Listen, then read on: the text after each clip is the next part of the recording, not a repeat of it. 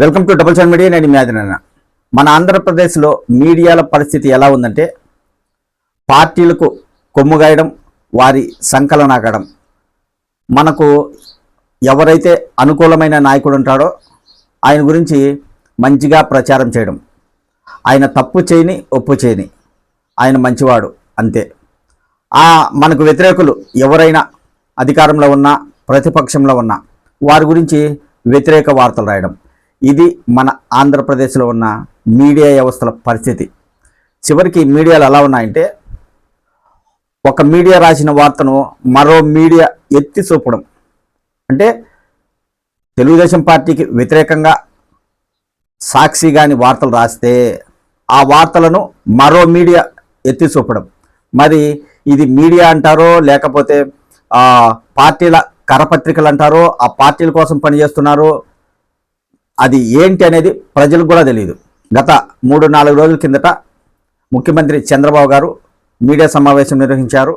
ఇప్పట్లో సంక్షేమ పథకాలు అమలు చేయలేము, సంపద సృష్టించిన తర్వాతే సంక్షేమ పథకాలు అమలు చేస్తామని చెప్పారు. ఆ వార్తను సాక్షి రాయడం జరిగింది. సాక్షి ఎలాగో తెలుగుదేశం పార్టీకి వ్యతిరేక పత్రిక కాబట్టి ఆయన చెప్పిన మాటలను కొన్ని నిజాలు రాస్తూ కొన్ని వక్రీకరిస్తూ రాయడం జరిగింది. మరి సాక్షి ఒక మీడియా కాబట్టి తనకు తోచినట్టు ఆ వార్తను రాయడం జరిగింది. అయితే ఆ వార్తను మరో మీడియా వ్యతిరేకిస్తుంది. రాజకీయ నాయకులు కాదు, మరో మీడియా వ్యతిరేకిస్తుంది. చూడండి. నీతి ఆయోగ్ వాళ్ళు అవతల వాళ్ళు రాస్తారని అది తీసేసి ఇది రాశారు. గ్రాఫిక్స్ కబుర్లు గాలి లెక్కలని. ఎంతసేపు గ్రాఫిక్స్ గ్రాఫిక్స్ గ్రాఫిక్స్.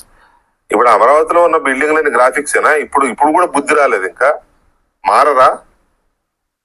జనం బుద్ధి గడ్డి కాదు ఇంకేదో పెట్టారు జనం మీకు మొన్న ఎలక్షన్ లో. అయినా మీకు మీరు మార్పు లేదు. ఇందాక నేను చెప్పినట్టుగా రాళ్లతో కొట్టి తరమడమే. ఏం రాస్తారు చంద్రబాబు నాయుడు ప్రెస్ మీట్ మీద అంటే, ఇందు మూలముగా 5.5 కోట్ల మందికి తెలియజేయనిది ఏమనగా, సూపర్ 6 ఇవ్వలేం. ప్రజలందరికీ విజ్ఞప్తి చేస్తున్నా, అందరూ అర్థం చేసుకోండి. నీతి ఆయోగ్ పై నివేదికపై ప్రజెంటేషన్ లో సీఎం చంద్రబాబు వ్యాఖ్యలు. నీతి ఆయోగ్ మీద రాయలేదు, వీళ్ళు రాసుకోలేదు. నీతి ఆయోగ్ మీద చంద్రబాబు ప్రెస్ మీట్ ని వక్రీకరించి ఇలా రాశారు. ఎలాగైనా బాబు చేస్తారని నమ్మి ఓట్లు వేశాం కదా అనే ఫీలింగ్ లోకి జనం వెళ్తున్నారు. అందుకే గత ప్రభుత్వంపై నిందలు వేస్తూ హామీల మధ్యన లేదు. 46 లక్షల మంది తల్లులకు షాక్ అంట. తనను నమ్మి ఓట్లేసిన ప్రతి ఒక్కరికి సీఎం చంద్రబాబు పరోక్షంగా చెప్పేశారంట. ఎవడు రాశాడు అసలు? అది జర్నలిజం? ఇలాంటి రాతలు కరపత్రాలు కూడా రాయరు. ఇట్లా కరపత్రాలు కూడా రాయరు. ఇప్పుడు రావట్లేదు అనుకుంటా, కానీ కొన్ని బూత్ పుస్తకాలు వచ్చేవి యూత్ చదువుకోవడానికి. అయ్యో గమ్మత్తుకునే ఆ పేర్లు కూడా. ఆ వయసులో ఉన్న వాళ్ళు కొనుక్కొని చదువుకుంటారు చిన్న చిన్న పుస్తకాలు. వాటిల్లో అన్ని సెక్స్ కథలు ఉంటాయి. వాళ్ళు చాలా బెటర్ వీడికంటే, చాలా బెటర్. 1000 రెట్లు బెటర్. 1000 కాదు, అసలు పోలికే లేదు. ఒక మీడియా అధికార పార్టీ గురించి ఒక వార్త రాసింది. ఆ వార్తపై ఎవరు స్పందించాలి? కూటమి నాయకులు స్పందించాలి, తెలుగుదేశం పార్టీ నాయకులు స్పందించాలి, బీజేపీ నాయకులు స్పందించాలి, జనసేన పార్టీ నాయకులు స్పందించాలి. ఇతనెవరు మధ్యలో? ఇతను ఎవరు? ఇతను కూడా ఒక మీడియా వ్యవస్థలో పనిచేస్తున్న ఒక యాంకర్. ఇతను కూడా ఒక మీడియా సంస్థలో పనిచేస్తున్నాడు. ఒక పత్రిక వార్తలు రాసినప్పుడు దానికి సంబంధించిన ప్రజాప్రతినిధులు, రాజకీయ నాయకులు వ్యతిరేకిస్తారు. ఒక మీడియా రాసిన దాన్ని మరో మీడియా వ్యతిరేకిస్తుంటే ఏంటి ఈ పరిస్థితి అని ప్రజలే ప్రశ్నించుకునే స్థితికి వచ్చారు. మీడియాలు ఎంతగా దిగజారిపోతున్నాయో ఇప్పటికైనా అర్థం చేసుకోండి. ఒక్కసారి ఆలోచించండి.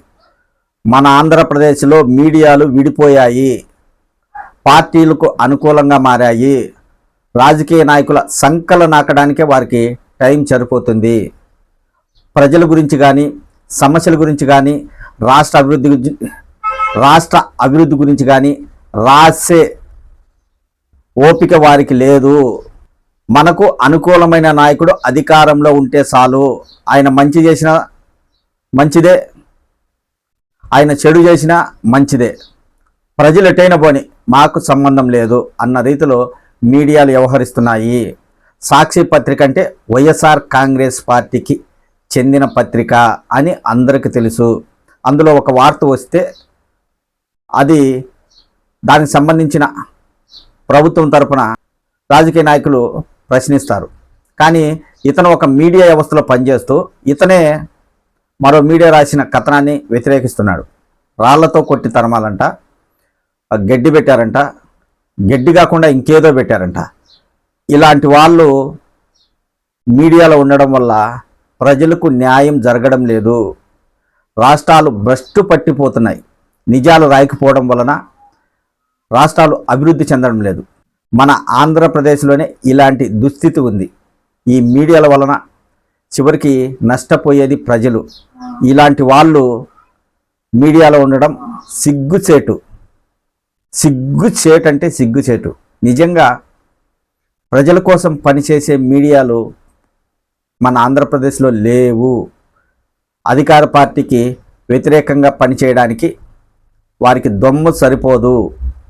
వారి సంకలు నాకి యాడ్స్ రూపంలో కావచ్చు, ఇతర రూపాలలో కావచ్చు, కోట్లాది రూపాయలు సంపాదించుకోవడానికే కొన్ని మీడియా వ్యవస్థలు రాజకీయ నాయకుల సంకలు నాకుతున్నాయి తప్ప ప్రజల కోసం పని చేయడం లేదని ఇలాంటివి చూస్తే తెలుస్తుంది. ఒక్కసారి ప్రజలందరూ కూడా ఆలోచించుకోవాలి. ఇందులో ఆ మీడియాను వ్యతిరేకించాలి అని కాదు, కానీ మీడియా పరిస్థితి ఎట్టయిపోయింది. ఒక మీడియాలో రాస్తే మరో మీడియా వ్యతిరేకించే స్థాయికి మన ఆంధ్రప్రదేశ్ ఉంటే ప్రజలకు ఎలా మంచి జరుగుతుంది? సాక్షి ఒక కథనం రాసింది, అందులో వ్యతిరేకత ఉంటే మీరు ప్రభుత్వానికి అనుకూలంగా రాయండి. ఆ వార్త పైన ప్రత్యేకంగా డిబేట్ పెట్టి ఆ పేపర్ని తిట్టడం, ఆ నాయకుల్ని తిట్టడం, ఏదేదో మాట్లాడడం, ఇలాంటి వాళ్ళు మీడియా వ్యవస్థలో ఉండడం మీడియాకే సిగ్గుచేటు.